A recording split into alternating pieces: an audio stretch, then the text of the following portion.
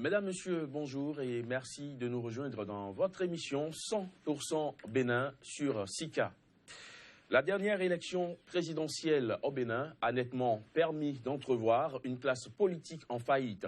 Une classe politique essoufflée par 26 ans de pratiques de multipartisme intégral pléthorique, mais plutôt stérile. Chose curieuse cependant, l'arène politique béninoise ne semble pas vraiment pressée de retrouver ses marques. Les politiciens ont plutôt fait l'option de se conforter désormais dans un mutisme qui apparaît de plus en plus assourdissant. Pas de prise de position sur l'actualité nationale et pourtant ce ne sont pas des faits qui manquent.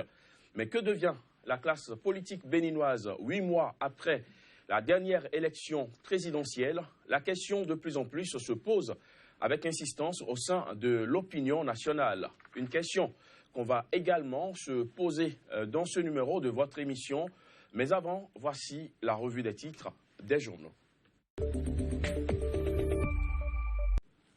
Nous sommes le vendredi 25 novembre de l'an 2016. Johannes Toanou, bonjour. Emmanuel Crépy, bonjour amis téléspectateurs, bonjour. Le point de l'actualité à la une des canards béninois, on le fait avec vous.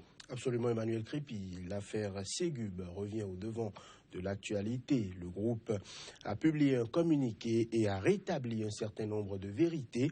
Selon les canards béninois, l'affaire 18 kg de cocaïne aussi alimente toujours la presse parce que certains béninois, dont ceux de la diaspora, estiment que cette affaire ne peut pas être abandonnée comme ça, qu'on doit rétablir la vérité pour le bien de tous les béninois. Actu Express démarre en manchette avec dossier véhicules d'occasion et activités du GUOS, les justes mises au point de la Ségub, des clarifications qui confondent le gouvernement. Talon, nébuleuse de 18 kg de cocaïne découvert au port de Cotonou, les appréciations d'Ernest Adjovi, l'objecteur de conscience s'indigne et exige des clarifications et des sanctions. Invité de l'émission 5-7 de l'ORTB à propos de la situation politique actuelle du Bénin, la démocratie et l'état de droit mis à mal, dixit Léonce Rumbadi, une mise à sac des finances publiques, un budget 2017 totalement anti-social. Communal, info, intoxication. Dans le dossier Ségub, les responsables s'indignent contre les diffamations et rétablissent la vérité. Conférence de presse du Parti des valeurs républicaines, Lot Huenou met à nu la mauvaise gestion du gouvernement. Il appelle le président Talon à démissionner. First Info, déguerpissement des occupants des domaines publics, des milliers de Béninois au chômage. Et puis, commune de Ouida, les conseillers veulent liquider Séverin à Djovi. La nouvelle tribune, affaire GUOS, les clarifications de Ségub, elles démontrent la légalité, la pertinence et l'efficacité du GUOS. Tournoi de l'UEMOA Lomé 2016, Oswald Omeki galvanise le moral des écureuils avant le départ. Et puis animation de la vie politique nationale, Tevoidre félicite et encourage le PLP de Léonce Rumbadi. L'affiche du jour en réponse aux récentes allégations et accusations, la Ségub s'explique et rétablit la vérité. Commission budgétaire de l'Assemblée nationale, Emmanuel Tiando présente le budget de la Sénat. L'organisation du référendum pourrait coûter 14 milliards au Bénin. L'audace info, acharnement insensé du gouvernement contre Ajavon après la suspension du terminal à conteneurs, l'agrément de Socotrac, retirer une nouvelle preuve de la persécution orchestrée contre le président du patronat béninois. L'autre vision, victime d'attaques de tout genre dans les médias, la Ségub dénonce des allégations mensongères, clarifie et confond ses détracteurs. Le confrère de la matinée, suspension du commissionnaire agréé en douane de Sébastien Ajavon, l'affaire 18 kg de cocaïne pure continue de confirmer la main visible et son acharnement contre le président du patronat. Le confrère de s'interroger, est-ce une saga sans fin? Bénin, tentative d'assaut du pouvoir sur le CNP. Bénin, élection à la tête du patronat. Le duel Ajavon-Cotigan n'aura pas lieu. Le coopérant, après les sorties tonitruantes de l'exécutif sur des sociétés agréées par l'ancien régime, les explications de Ségub qui confondent le ministre Héroumain et révèlent les intentions cachées du gouvernement. Le matin, réception de 2 turbines pour la centrale électrique de Maria Gleta, 100 MW pour en finir avec le délestage. Le potentiel réception de turbines APR Énergie pour la construction de la nouvelle centrale thermique de Maria Gleta. Talon a respecté son engagement de fourniture d'énergie vis-à-vis du peuple. Affaire cocaïne au Bénin, Ernest Adjovi fait un ménage de conscience. Opposition à l'ère de la rupture, la classe politique évite le choc avec Talon, croit savoir le potentiel. Le télégramme à présent, suite au communiqué du gouvernement au sujet de la mise en place du GUOS, la Ségub rétablit la vérité des faits. Palais de la Marina, Talon est responsable des forces de sécurité à cœur ouvert. L'événement précis, lutte contre le délestage, les 100 MW de Maria Gleta, bientôt livré. Affaire GUOS et autres allégations contre la société, la Ségub réagit de nouveau et clarifie. Matin libre, gouvernance, comment Talon contrôle l'économie nationale. Dossier GUOS, les mises au point de la Ségub. Nouvelle économie, production de manioc dans l'état de Kogi, le Nigeria se libère du Bénin. Palabre au quotidien. Détournement de plusieurs milliards de fonds CFA dans la filière des véhicules d'occasion. La Ségub réagit et met en déroute ses détracteurs. Nomination des ambassadeurs et consuls. La diaspora béninoise dénonce le clientélisme et le sentimentalisme. Palmarès, suite aux allégations dans l'affaire des véhicules d'occasion, la Ségub clarifie et remet les pendules à l'heure. Elle invite les uns et les autres à s'en tenir à la réalité légale. Crise au sein du conseil communal de Ouida, Sévérin Adjovi sur une chaise éjectable. Le palmarès s'interroge. Quotidien, le meilleur pour mettre un terme à la revue des titres de ce matin. Interpellation dans l'affaire véhicule d'occasion. Les responsables de la Ségub clarifient et répondent aux détracteurs. Emmanuel Crépy, ce sera donc tout pour le compte de la revue des titres pour le compte de ce vendredi. C'était la revue des titres à la une de quelques quotidiens béninois que vous pouvez retrouver dans les kiosques ce vendredi. Merci Johannes Toanou d'avoir feuilleté pour nous ces tabloïds. Nous allons à présent faire de la place au débat, la tribune de discussion. Ce sera juste après cette courte pause. Sika TV fait désormais escale dans chacun des pays africains. Escale numéro 1, le Bénin.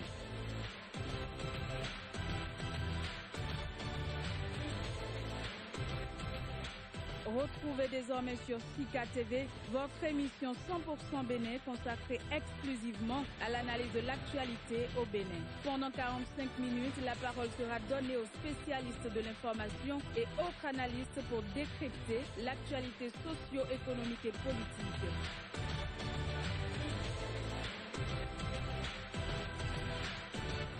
« 100% Bénin, c'est du lundi au vendredi sur Sika, le vrai visage de l'actualité en Afrique.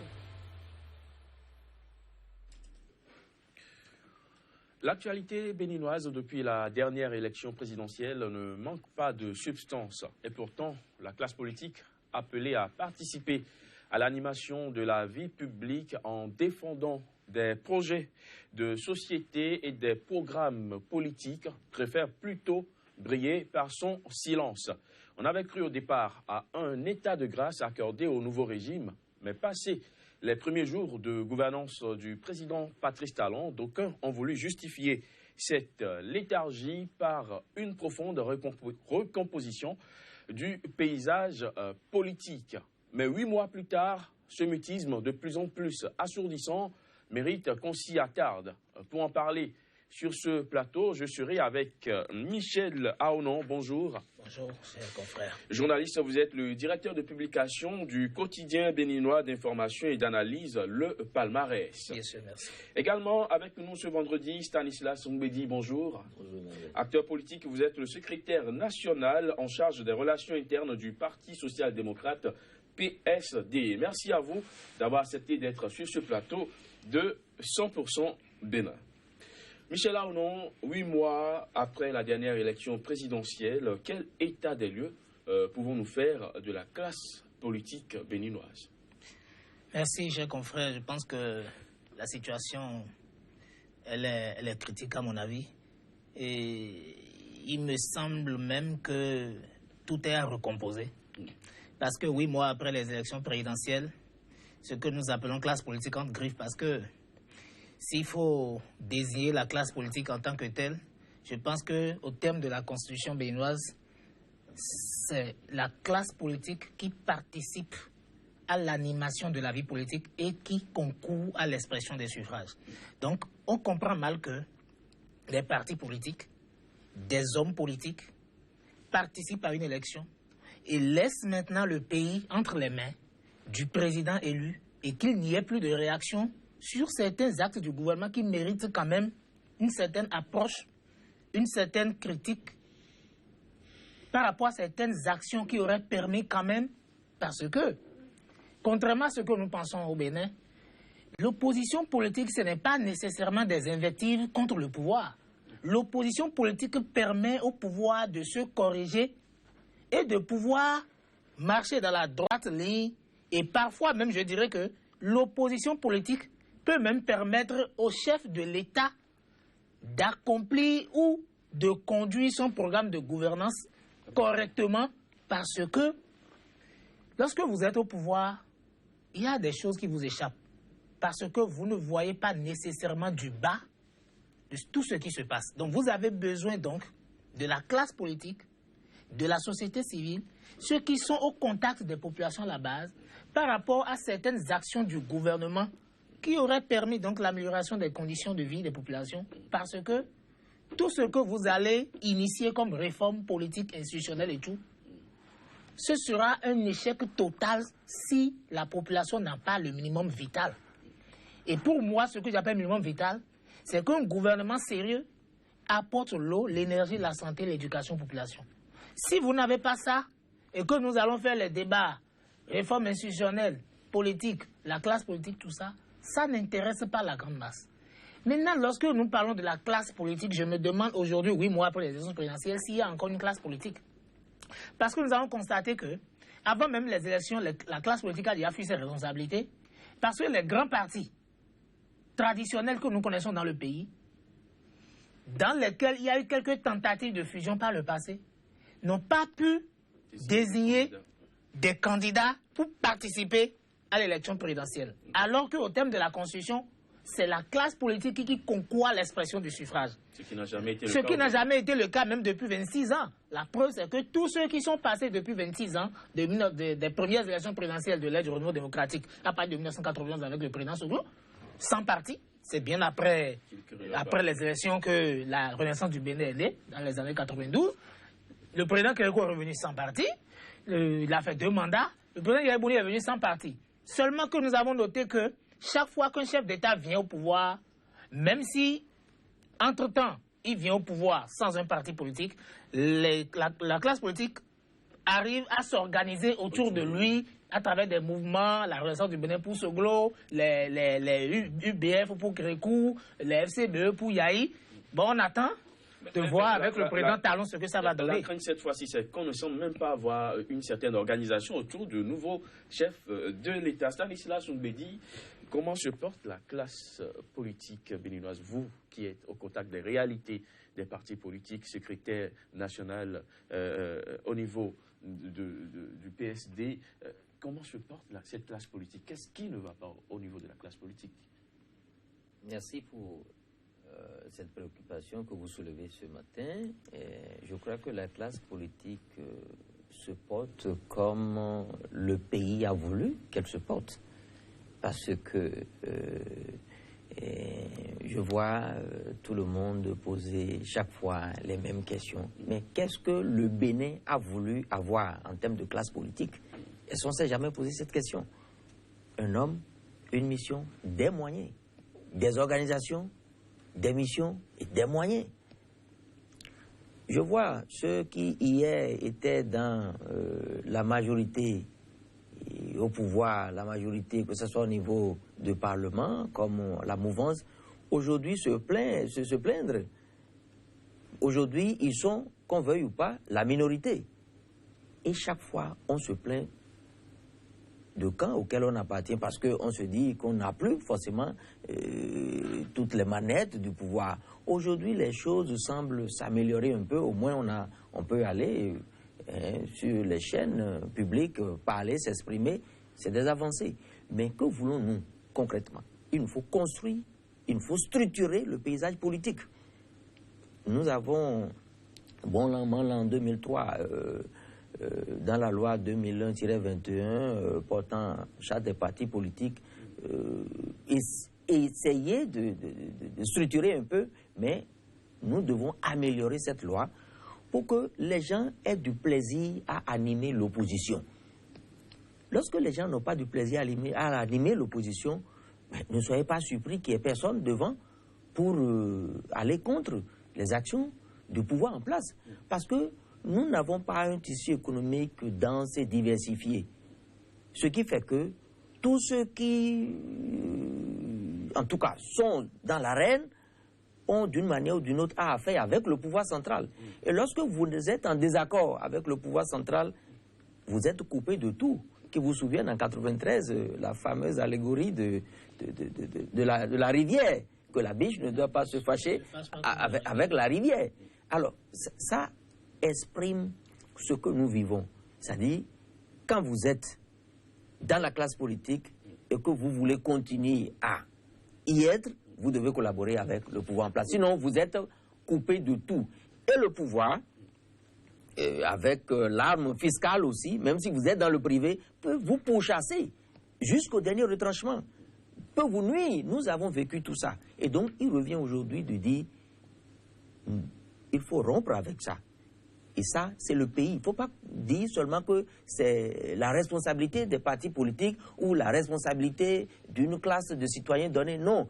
Que voulons-nous pour le pays? C'est le pays parce que aujourd'hui, ceux qui peut-être sont contents de la situation, demain, ils se retrouveront peut-être dans la minorité et qui vont commencer encore par se plaindre. Donc, à un moment donné... Il n'y a pas que l'opposition, il y a également la mouvance. Le problème aujourd'hui, c'est qu'on ne voit ni l'un ni l'autre. Non, vous avez la classe politique. En fait, ce qui se passe actuellement, c'est quoi? Nous venons de sortir de 10 ans.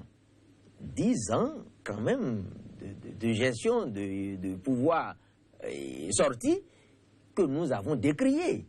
Et donc aujourd'hui, on se dit, qu'on veuille ou pas, le pouvoir actuel est, le prolongement de nos combats et nous avons amené ce pouvoir et il faut l'observer. C'est le temps de l'observation. C'est le temps de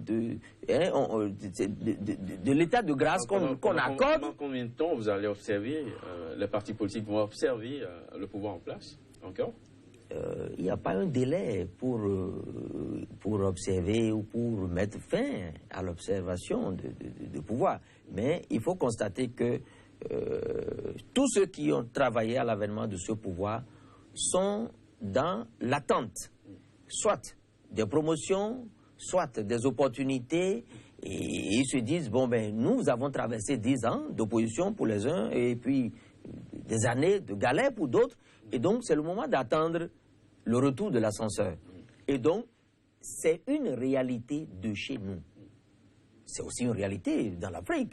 Et donc, il revient à nous de dire, vu ces choses, il faut aller un peu plus loin. Et c'est en cela que beaucoup ont aimé cet aspect du projet du président Talon. Il a parlé de la réforme du système partisan. C'est un vœu, c'est quelque chose à laquelle tout le monde, en tout cas tous ceux qui se revendiquent de la classe politique, aspirent. Et nous voulons l'accompagner pour l'avènement de cette réforme-là. Parce que si nous avons cette réforme, vous aurez des partis politiques autonomes et indépendants. Parce qu'aujourd'hui, vous n'avez pas forcément cela. On va y revenir. 8 mois d'observation, Michel. Apparemment, les partis politiques continuent d'observer le chef de l'État. Non, M. Ongweji a dit des choses qui me paraissent un peu graves. Parce que, en temps normal, on ne peut pas parler d'état de grâce pour un président élu. Pourquoi? Parce que l'État est une continuité, l'administration est une continuité. Mais il faut faire les états des lieux. Non. Constater ce qui a été fait. S'il faut continuer là-dedans, s'il faut aller dans une autre direction. Alors, non, il ne doit pas. Moi, j'estime qu'on ne doit même pas parler d'état de grâce. Parce que le candidat à l'élection présidentielle connaît déjà les problèmes du pays. La preuve, c'est parce qu'il connaît les problèmes qu'il a rédigé un projet de société pour apporter des solutions aux problèmes. Ça veut dire que la plupart des candidats qui ont défilé quand on était en campagne ont dit qu'ils ont fait le tour du Bénin, qu'ils ont parcouru les communes, ils ont été au contact des populations. Donc, il connaît déjà les difficultés. Et il a juré qu'il avait les solutions. Et je me rappelle le 6 avril à Porte-Novo, lors de la prestation de serment, le président Talon a dit qu'il était prêt ici et maintenant. Donc, pour un président qui dit qu'il est prêt ici et maintenant, je ne pense pas que la classe politique puisse dire encore qu'on veut lui accorder l'état de grâce, parce que lui, il dit qu'il a déjà les solutions ici et maintenant. Donc, moi, je pense qu'il n'y a pas de problème. Je pense que ce que la classe politique appelle état de grâce, le président Talon n'a même pas besoin d'un état de grâce. Je crois qu'il a déjà revu les ambitions à la baisse. Il a demandé maintenant qu'on serre les ceintures. Bon, ça... Voilà, donc il a fallu un état des lieux pour en arriver là. Ça veut dire que la réalité de l'exercice du pouvoir diffère toujours de ce qu'on observe au contact des populations quand on est en campagne. Alors, ça, c'est normal.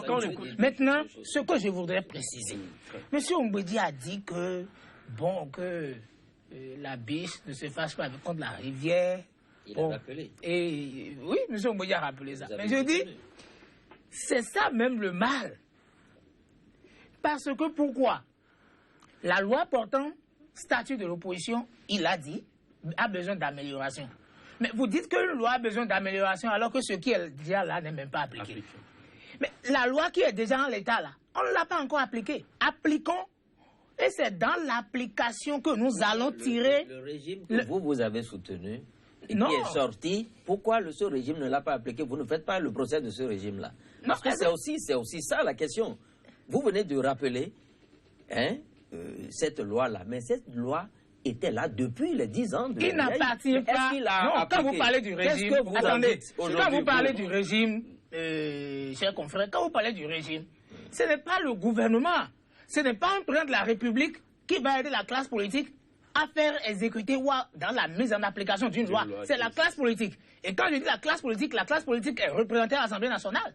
Et à l'Assemblée nationale, vous avez la majorité, vous avez la minorité. Qui avait la majorité sous les 10 ans de Yaïba? Non, le débat ne doit pas s'accentuer sur qui a la majorité et la minorité. Ce qui est sûr, que ce soit la majorité ou la minorité, la classe politique est représentée à l'Assemblée nationale et c'est l'Assemblée nationale qui vote la loi. Et c'est la classe politique, si la loi portant statut de l'opposition n'a pas été mise en application depuis, c'est la faute à la classe politique et non la faute à un président de la République. La preuve même, depuis que le président Talon est là, il n'appartient pas maintenant au président Talon d'aller organiser les partis politiques à leur place. Il appartient aux partis politiques donc de s'organiser et pour ceux qui ont des représentants à l'Assemblée nationale, de s'organiser au sein de l'Assemblée nationale pour que s'il y a amélioration à faire, ou bien s'il y a quelque chose à faire pour rendre applicable la loi portant statut de l'opposition, que ce soit eux qui le fassent.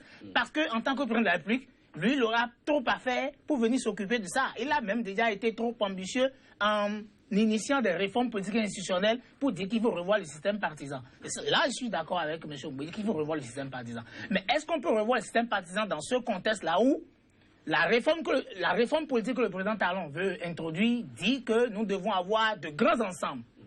Et là, je reconnais déjà les efforts qui ont été consentis au sein du PSD qu'il représente pour la mise en place, par exemple, de l'Union fait la Nation, même si on ne va pas évoquer ici les quelques difficultés que cette union a rencontrées.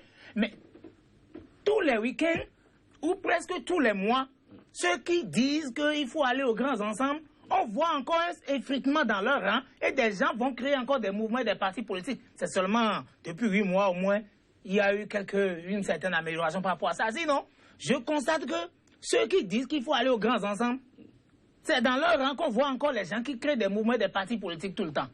Mais vous dites qu'il faut aller aux grands ensembles et vous créez encore des partis politiques, c'est un peu paradoxal à mon avis. Oui, Stanislas Oumbedi. Quand nous parlons du temps de laisser le régime prendre ses marques, nous n'inventons rien. Regardez par exemple aux États-Unis. On vient d'élire le nouveau président, mois de novembre. Mais il va commencer par exercer à partir de quand? Janvier. Janvier. Ça veut dire quoi? Ce temps que le pays a dévolu pour la préparation du nouveau président l'amène à mieux s'outiller pour que dès son investiture, qu'il puisse vraiment embrayer sur les problèmes du pays. Mais chez nous, ce n'est pas ça. Nous n'avons pas ça. Et c'est tout ça là qu'il faut faire. Moi, je parle du pays. Il faut que celui qui soit le président soit préparé pour le job. Non seulement préparé pour le job, qu'il ait un temps. Ce n'est pas pour rien que j'ai donné l'exemple des États-Unis. Vous avez le temps de voir ce que vous avez prévu par rapport à la réalité. On va attirer votre attention sur la réalité et vous allez pouvoir ajuster toutes ces choses avant de démarrer. Nous n'avons pas ces choses-là chez nous. Et je souhaite vivement qu'à l'avènement des réformes, que nous puissions avoir un temps des élections, nous puissions avoir un temps où le nouveau président va organiser son cabinet, va organiser ces choses, va sortir même déjà son programme d'action. Bien que j'ai une idée par rapport au programme d'action, je l'ai évoqué la dernière fois ici. Je dis, il ne revient pas à chaque président d'avoir chaque fois un petit programme d'action du gouvernement sur 5 ans. Non, il faut un programme global prospectif sur un grand... Sur ça, je pense que, M. Mboye, excusez-moi, ça existe déjà. Parce que ça existe déjà. Il y a les études nationales de perspective à long terme Bénin 2025.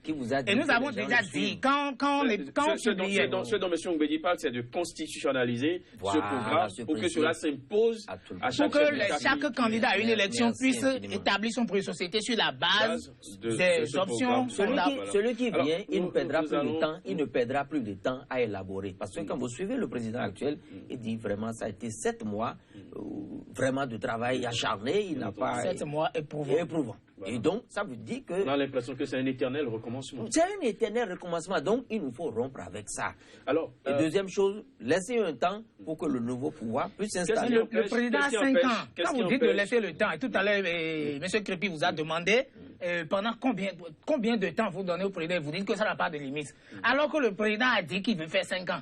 S'il veut faire 5 ans et que vous vous attendez et que vous dites que vous êtes en train d'observer temps de grâce, votre temps de grâce, ça va durer combien de temps dans les 5 ans? J'ai pas dit qu'on observe forcément un temps de grâce. C'est la réalité. J'ai expliqué. C'est ça le problème. Puisque le président lui-même a déjà dit qu'il était prêt tout de suite et maintenant. Je n'ai fait que moi, je pense qu'il n'y a plus de problème. Qu'est-ce qui peut justifier cet état que vous observez? Voilà. Et je l'ai expliqué. Et je dis maintenant, vous voyez, quand on sort d'une élection présidentielle, on a un gagnant et un vaincu. Alors, celui qui joue souvent le rôle de locomotive de l'opposition, c'est celui-là qui a échoué.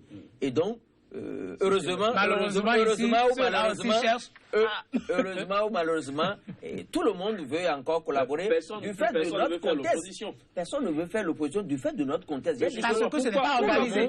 Pourquoi plus personne ne veut faire l'opposition aujourd'hui? J'ai dit, nous avons un contexte où tout le monde est en relation d'une manière ou d'une autre avec l'État.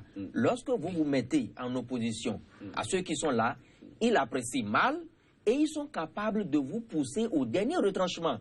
Que ce soit à travers l'arme fiscale qu'ils ont, on fait des redressements fiscaux à n'en point fini, ou il y a un acharnement. Vous sentez visiblement qu'on s'acharne à des individus. Est-ce que les partis politiques sont censés esquiver, éviter ces acharnements? Je crois qu'ils sont censés affronter ces acharnements. Qu'est-ce qu'on peut faire si nous avons, par exemple, un statut de l'opposition bien clair, avec des conditions d'exercice, dans de bonnes conditions, beaucoup de gens vont opter pour l'opposition. Là, vous savez que vous êtes protégés. Aujourd'hui, nous n'avons... C'est-à-dire les acteurs politiques n'ont pas ce sentiment.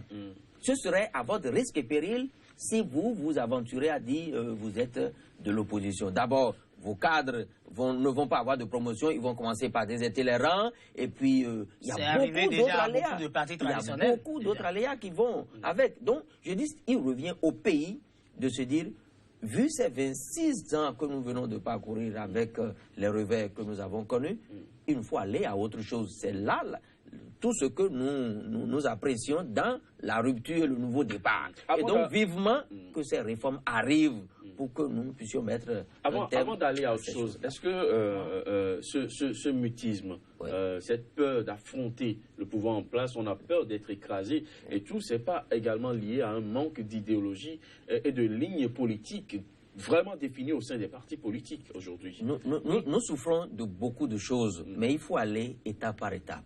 Sinon, on risque de vouloir tout embrasser, de mal étreindre. Donc, premièrement, il faut souhaiter que ceux-là qui viennent de finir l'exercice du pouvoir, qui donnent de la voix, il faut leur donner la possibilité de donner de la voix. Je parle des FCBE et autres qu'il a soutenus brillamment. Ils n'ont qu'à donner de la voix. Eux-là, ils peuvent donner de la voix. Ils n'ont qu'à donner de la voix, dénoncer. Mais les partis qui ont contribué à l'avènement du régime en place, ne leur demandez pas tout de suite de se jeter dans l'opposition si eux-mêmes, ils n'ont pas la conviction que maintenant, ils ne sont plus en bon terme avec le pouvoir qu'ils ont amené au pouvoir. Ou bien quand M. Ongbeji dit ce que nous avons soutenu brillamment, moi, je voudrais faire une observation à ce que nous, on n'a jamais soutenu un pouvoir brillamment. La preuve, tout le monde le sait. Nous avons toujours apporté la critique quand il le faut. C'est bien. Il y a beaucoup d'événements sur lesquels je peux vous faire rappel ici. Il y a beaucoup d'événements sur lesquels nous avons toujours apporté une approche critique. Et je sais aussi ce que ça a coûté. C'est pourquoi, quand vous dites que ce n'est pas facile de critiquer un pouvoir en place, je trouve que vous avez raison. Bon. C'est vrai que ce n'est pas facile. Mais je dis que là encore, c'est la responsabilité des partis politiques. Parce que parfois, les partis politiques se cachent derrière la presse et fait jouer à la presse et aux médias le rôle de l'opposition. Et nous sommes bien obligés de le faire par moment. Et je vous dis, contrairement à ce que vous dites, nous avons eu des problèmes. Et nous avons toujours apporté la critique quand il le faut. Et lorsque, dans la vision du gouvernement en place, il y a quelque chose qui est bien pour les populations, il faut aussi l'encourager. Mais je dis toujours que même la loi portant statut des partis politiques qui est en vigueur actuellement, dont M. Ongbeji parle, et qu'on n'applique pas, c'est de la responsabilité des partis politiques parce que cette loi n'a pas été un décret. Donc, les députés à l'Assemblée nationale ont participé à l'étude et à l'adoption de cette loi. Ça veut dire que leur responsabilité est aussi engagée. Ce n'est pas un chef d'État qui se lève pour mettre en application la loi. Ils étaient où pour avoir étudié et adopté une loi en l'état? Et c'est après la promulgation qu'on dit maintenant qu'il y a des insuffisances. Maintenant, je dis il y a des insuffisances, d'accord. Mais la loi reconnaît au moins que les personnalités de l'opposition ont des temps d'antenne sur les médias de service public, par exemple. Et je reconnais que tout le temps, sous le régime Yahi Boni, il y a été fait obstacle à cette disposition. Voilà. Mais tout au moins, avec le président Talon, il y a des avancées. Aujourd'hui, sur la télévision nationale, ceux qui ne partagent pas la vision, ceux qui ne partagent pas ce que fait le chef de l'État, ont accès aux médias de service public. Pourquoi je dis c'est une avancée. Mais pour faire cette avancée, il n'a pas eu besoin de réviser la loi. Il a suffi. Attendez, pour faire cette avancée, le président Talon n'a pas eu besoin de réviser la loi. Il a suffi qu'il applique la loi. C'est pourquoi je dis que c'est de la responsabilité de la classe politique de faire à ce que ce qui est en vigueur soit appliqué d'abord, avant qu'on ne puisse parler des réformes pour améliorer. Donc c'est toujours de la responsabilité de la classe politique. Est-ce que l'actuel chef de l'État est un acteur politique? Donc, tant que nous allons laisser le libre choix à ceux qui viennent à la tête du pays de décider de ce qu'il nous faut, nous serons toujours dans le décor. Parce que le président Yahi Boni, c'était de son vouloir, il n'avait pas voulu de la critique et il a bloqué tout.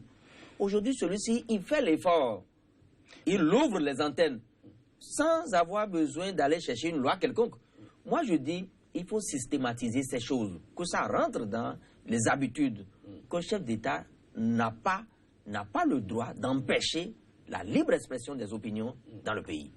Alors, ce qui peut renforcer c'est pour le pays. Moi, je ne parle pas des camps, je parle du pays. Quelque chose qui peut renforcer aujourd'hui les partis politiques, mais qui semble un peu impossible à réaliser, c'est le regroupement, les grands regroupements. Le PSD, avec d'autres partis, ont décidé d'aller en union depuis quelques temps, mais jusque-là, cela ne se concrétise pas. Pourquoi les partis politiques au Bénin n'arrivent pas à se mettre en groupe quand même parce que ça fait 26 ans de pratique démocratique, mais aucun parti politique au Bénin n'a réussi à faire élire un chef d'État. Ça doit interpeller tout le monde. Ça doit interpeller tout le monde. Pas que les acteurs politiques, mais tout le monde. Parce que ça n'a pas que des avantages pour le pays. Donc il faut rompre avec ça. Mais rompre avec ça veut dire au moins déjà que nous avons la réforme là. Et dans cette réforme, qu'est-ce que nous privilégions? il y a d'abord des conditions pour les grands regroupements. Comment inciter les gens? Il faut des mesures d'incitation aux grands regroupements. Il faut un financement adéquat pour rendre les partis politiques autonomes. Aujourd'hui, l'État ne met pas en place un financement des partis politiques. Et l'État ne cherche même pas à savoir comment est-ce que les partis politiques trouvent les moyens de leur fonctionnement. Et donc, les partis politiques, en désespoir de cause, font recours aux opérateurs économiques, aux mécènes, mais qui, quand ils ne le veulent plus, n'y mettent plus. Donc, il faut que l'État se dise, dans l'intérêt du pays et dans l'intérêt de l'enracinement de la démocratie, il faut avoir un financement et il faut mettre des conditions d'accession à ces financements-là. Là, c'est clair, tout le monde saura que, voilà, si nous voulons exister en tant que parti politique, voilà des choses à respecter pour bénéficier de ci et de ça. Lorsque c'est clair dans la tête de tout le monde, vous n'avez pas besoin de dire aux gens de faire de l'opposition. Parce que les gens savent qu'ils ont un minimum de fonctionnement. Aujourd'hui, vous n'avez pas. Vous n'avez pas le minimum de fonctionnement. Il y a les sièges, il y a à maintenir en état de fonctionnement. Il y a au moins une petite administration qu'il faut installer. Lorsque vous voulez opiner sur des questions données, il faut un temps de recherche. Il faut une petite organisation, une machine. Ça nécessite des coûts. Aujourd'hui, les partis politiques, c'est du bénévolat, c'est du militantisme et tout, mais vous n'allez pas demander à quelqu'un de faire éternellement du militantisme, du volontariat. Non, à un moment donné, il faut regarder comment ça se passe ailleurs. Les gens ont mis en place des conditions pour financer les activités des partis politiques et on leur demande une reddition de comptes. Et je crois que l'article 37 de la charte des partis, si il est appliqué, peut nous amener à avoir une bonne transparence dans la gestion des fonds qu'on pourrait mettre à la disposition des partis politiques. Aujourd'hui, par exemple, nous avons souhaité, et on a eu un truc, mais c'est dérisoire. Aujourd'hui, chaque député a au moins un minimum de 350 000, au moins pour avoir un petit cabinet. Vous ne pouvez pas savoir l'intérêt que le fait d'avoir un cabinet peut apporter à l'enracinement de la démocratie et à l'avancement des choses dans le pays. Le député a les moyens d'avoir une petite administration autour de sa personne pour l'aider à bien préparer son travail au niveau de l'Assemblée nationale. Mais aujourd'hui, ce montant est dérisoire. Combien font l'effort même déjà, dans le peu qu'on leur donne là, d'avoir un cabinet? Point d'interrogation. Deuxième chose, pour avoir un cabinet vraiment digne du nom, aujourd'hui un cadre, il vous faut au moins un cadre de niveau A. Quand vous le mettez à un salaire que je vois 350 000 aussi, ça ne suffit pas. Au niveau du financement des partis politiques, oui, et des conditions pour accéder à ce financement. Michel. Il me semble que M. Ongweji dit quelque chose, mais il apporte encore la réponse. Puisque la loi qu'il dit, la loi dont il parle, lui-même vient de dire que la loi a prévu quelque chose déjà pour le financement des partis politiques. C'est déjà un pas. C'est pourquoi je dis, appliquons correctement ça. C'est appliqué déjà, ça là c'est appliqué. Il faut aller de l'avant. J'ai dit 350 000 aujourd'hui, avec le coût de la vie. Qu'est-ce que ça peut faire? 350 000. Pour un cabinet du député. Pour un cabinet, oui. Ce qu'on offre aux partis politiques, c'est pas 350 000. Non, mais ça là, c'est de façon annuelle et c'est dérisoire par rapport à ce par rapport à la gestion, au fonctionnement d'un parti politique, c'est dérisoire.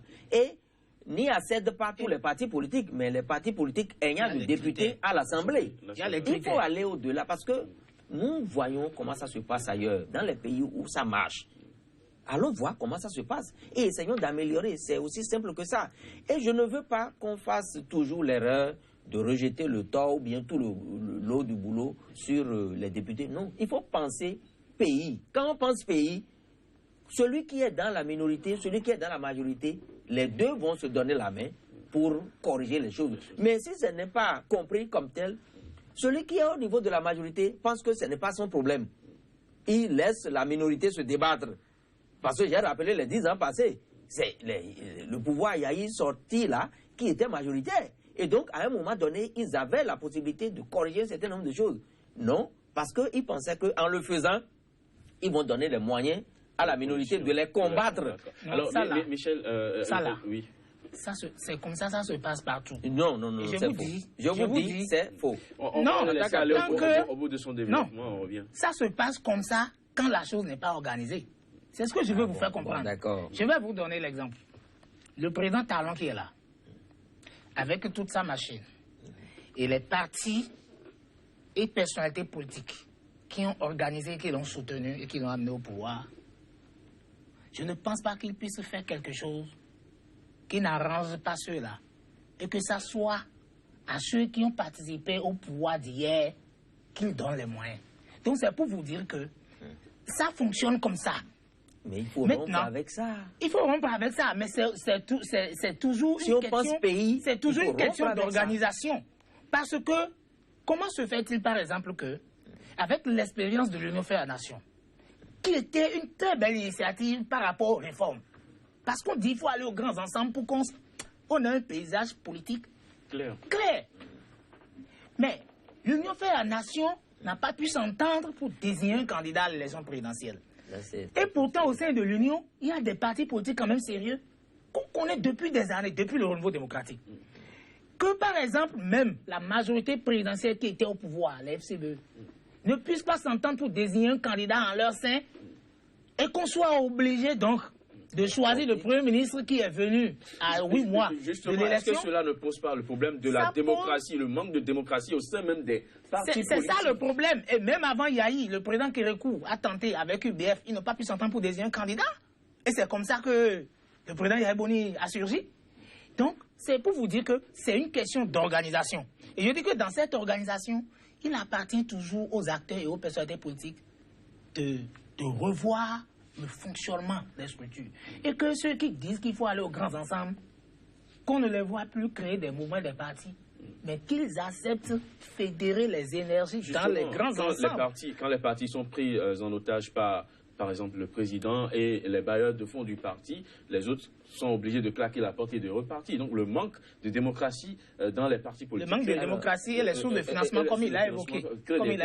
Parce qu'effectivement, le fonctionnement d'un parti politique, ce n'est pas une mince affaire. Ce n'est pas une mince affaire. Le fonctionnement d'un parti politique, ce n'est pas une mince affaire. S'il le reconnaît, ça veut dire que... Non. Même le fonctionnement d'un petit mouvement politique, déjà, qui n'a même pas d'envergure nationale, qui est déjà au niveau d'arrondissement, ce n'est pas une mince affaire.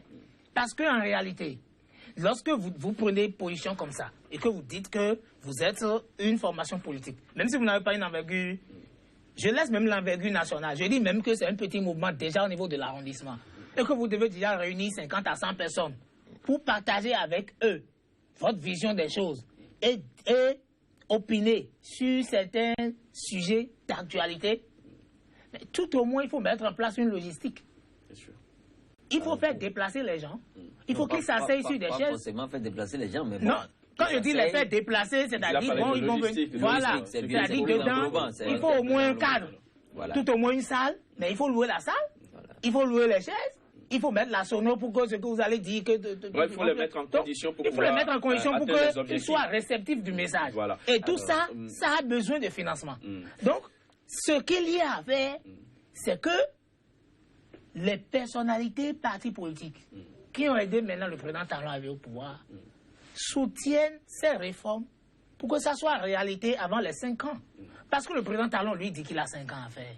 Donc, si vous parlez d'état de grâce et que vous dormez dans l'état de grâce pendant longtemps, les réformes risquent de ne pas aboutir parce que le président n'aura pas que ça à faire. Et nous sommes dans un pays où une actualité vient faire ombrage à une autre actualité. Donc le président Talon, bientôt, sera appelé sur beaucoup de fronts, sera tiraillé dans tous les sens. Et s'il n'a pas des gens solides qui tiennent et qui sont, calqués, bien figés sur chaque réforme, chacun commence à aller dans tous les sens, au gré des intérêts, et lui-même va voir, peut-être, à 4 ans d'exercice du mandat, qu'il a pris beaucoup de choses qu'il n'a pas pu faire. Le président Yahi Boni a fait 10 ans, n'a pas pu satisfaire tous ceux qui l'ont soutenu. Il n'a pas pu faire tout ce qu'il a promis faire. Donc, en 5 ans...